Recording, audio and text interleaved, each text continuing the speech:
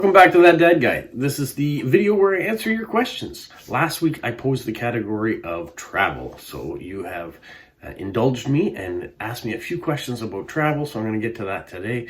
Thank you for your subscriptions, thank you for your likes, and of course the comments that make these videos possible.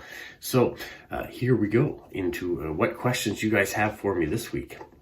The first question I have is from Maria Nimala in Finland, and she says, how many countries have you visited? If you visited the Soviet Union and Russia, do you count them as two countries? I do, as I've been to Leningrad and St. Petersburg.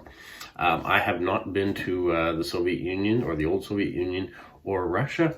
Would I count them as two countries? I would, I guess, because they are completely different countries.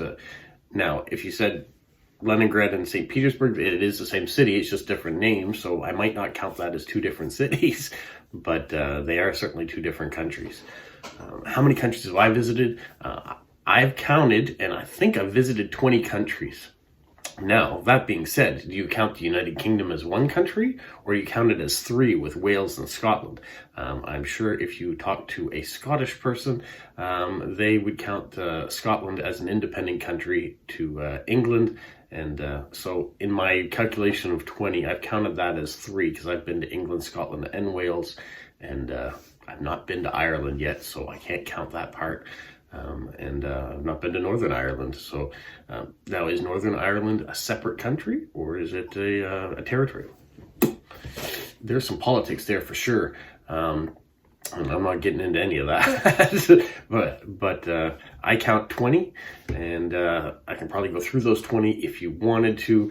I've got Canada and the United States, Iceland. Now, Iceland, I've only been to the airport. I'm counting it, but I was flying Air Icelandic, and we touched down in Reykjavik, so I counted that as a stop. So I've been there, but I have not experienced Iceland.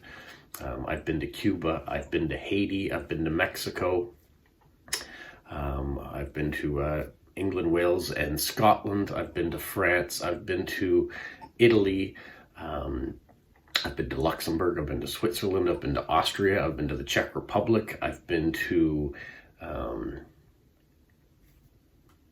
Austria, Germany, I've been to Belgium, I've been to the Netherlands. Where else have we been? We've been to Australia and New Zealand. I think maybe that's the 20 that I've been to. I was very fortunate after university to go with my now wife, and we've traveled Europe for 2.5 months. So in those 2.5 months, I hit 13 different countries. We were definitely doing it. They called it the American way of traveling. We ran into several different people. In one instance, we were staying at a bed and breakfast, and there was a family there, and it was only about 20 kilometers from where they live. They'd bike there, and that's the furthest they'd ever been from home. So when they travel, they said, well, there's so much more to experience right here. Why would we go anywhere else? So yeah, that is one way of traveling. We were hitting so many countries and not staying too long in any one place, and trying to experience as much as we can.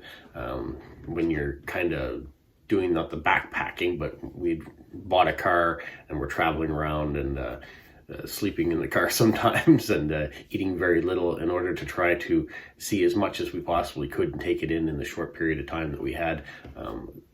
It was an adventure. We'd love to go back. We'd love to see some of the areas in more detail. And there's lots of areas that we missed that we'd like to go back. Like when we were in Italy, we went to Rome. We went down to Naples. But there was so many other spots. We never made it to Milan. Never experienced that. We did go to Venice. We've been to Pisa. But there are lots of other areas, nooks and crannies that we'd love to see in Italy. Germany was a highlight for us. When on the Romantic Strada, there was lots of things we'd like to see there and go back. Beautiful places. I love history, so going and traveling and going to historical places is what I'd rather do, rather than going to a resort and staying on the beach in an all-inclusive and not doing anything for a week. That's not my idea of a vacation. All right, so thank you for that question. And the next one comes from Unknown Origin. It says, what have been some of your favorite historical places you visited and why? Well, locally, growing up, we had Fort Beauséjour, which is an old French relic fort when the French and English used to fight over the territories here in Canada, or at the time, and in the colonies. So that was a place we loved to go hang out and just explore and have fun as kids. It's a historical place, but it's on the list. There's Citadel Hill in Halifax is a historical local place that is great. But if I want to see on my world travels where I've been to, places like Carcassonne in the south of France, which is a UNESCO heritage site. It's a great walled city. It was a beautiful place to go.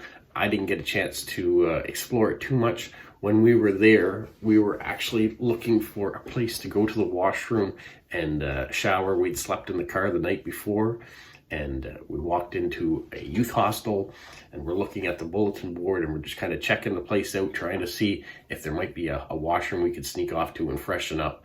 And we had a lady tap us on the back and asked if we were Canadian.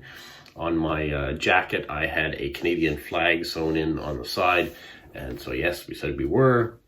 And these two ladies said that they were also Canadian. One of them was an MP from Alberta, which an MP is a member of Parliament, and she and her friend were traveling to different World Heritage sites. So they let us come up to their, when we told them what we were doing and what we were looking for and where we were from, they let us come up to their room in the hostel, freshen up, and be on our way again. So that was kind of nice. Having a Canadian flag really helped us on that European trip. We had so many strangers reach out and give us help. We'd also put a Canadian flag in the window of our car, so we had an opportunity at one point in time when we were driving away from a place we'd parked. There was a note attached to it saying that they were also Canadians that were now living in the area, and if we needed anything, that we could reach out to them and they would help us out. So that was fantastic, having that little flag on our lapels or on our jackets, on our backpacks, helped.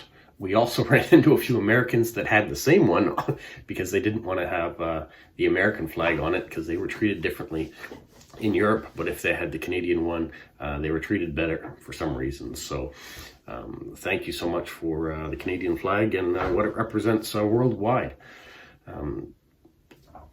Flip note, other historical sites we've been to, Mont Saint-Michel in northern France is an island, historical island community that you can only get to when the tide is low.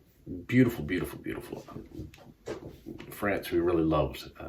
The German castles like Neuenstein, loved. So many historical places, and why we love them is because I just love history. I love everything about it. So thank you so much to Unknown Origin for that. And in case you're wondering why I keep looking over here, I've got my computer set up behind, and all the questions are there so I can refer back to them. All right. The next question I have comes from Yulia in Russia. She says, if you won a space trip, would you go? And have you ever wanted to travel to space? I certainly am interested in space. I like science fiction type shows, whether it's Star Wars or Star Trek or what have you, different movie genres that come out with regards to it. Right now, if I want a trip to space, what I understand a trip to space is right now is a 1-hour flight. If you went with Richard Branson or whoever, and you decide to fly to space, it's about a 1-hour trip. You go up into the atmosphere, you go to the point where you're weightless, and you come down, and it costs you about $400,000. I wouldn't pay to do that. If I'd won that trip, maybe, but the risk right now, if it was just a trip to travel in space, no, I wouldn't take it because I've got too much to lose here with my kids and my wife. I would not want to leave. My parents, there's too many things here. There's not enough that has been established in space yet. If we were living in a time when there were different planets that have cities and civilizations to visit, and it took you less time to get to those than it does now, that would be a different story. Right now, to say I'm going to take 10 years and travel to Mars, no, I'm not going to do that. So, but interesting question, and all very theoretical. All right. Kristen Quilter from Sweden asks, what would be your ideal road trip? So road trip, implying that you're doing it in a car or a van or maybe on a motorcycle or something like that. When you say you're like Route 66 is always a popular one. So this is in the United States. If you want to travel from Los Angeles to Chicago doing the cross country, Route 66, very popular, maybe even remade popular again by the Disney movie Cars, which is an animated film, but still brought back that nostalgia of what the old-time buildings and what that road used to represent when you're going through a desert area and all sorts of different spots along the way through the US.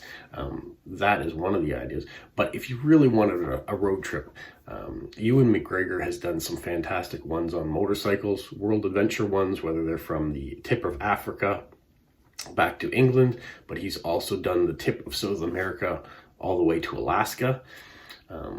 Watching those are some amazing adventures. He's done a world one too, I guess, where he's gone all over Russia and through China, and just amazing trips that he's been able to do. So watching those are some amazing road trips.